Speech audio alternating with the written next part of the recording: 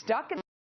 Everyday Americans are being left out of the recovery, and the few jobs that are being created are really at the high end and the low end. Here now is Fox Business's own Tom Sullivan, along with Pete Hegseth from Concerned Veterans for America, Steve Moore from the Heritage Foundation. Those two are both Fox News contributor. Thanks for joining us. I mean, we have a chart here coming from the Bureau of Labor Statistics that really says it all.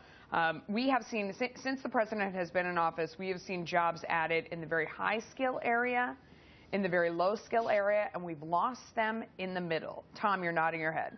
Well, and it goes to why this report and the statement that came out from the Fed, I just shake my head because they talk about the raw numbers, but the quality of the jobs is just absolutely terrible. And I feel like we're going through, we were having this conversation in 1900, and if you were a buggy whip manufacturer, you were about ready to be put out of business by Henry Ford, and that whole economy shifted to more industrial. We're shifting even more now. Yeah. So the people are not getting the skills in the jobs that they need, and that's why the middle is getting lost. Steve Moore, this is really problematic because we talk about the great income divide that's going on in this country, and it has to do with the kind of jobs that are being created. How do we turn that around?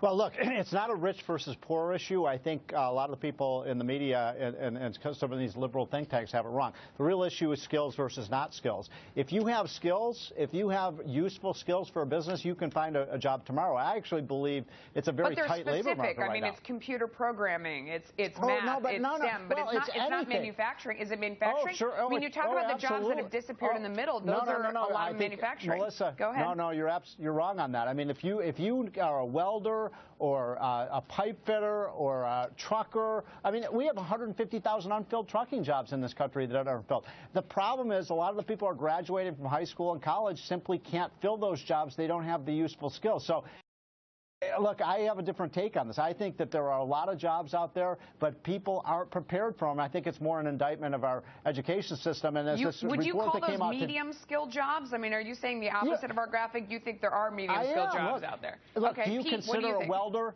Do you consider a welder to be a middle class? That's $60,000, $70,000, $80,000 a year.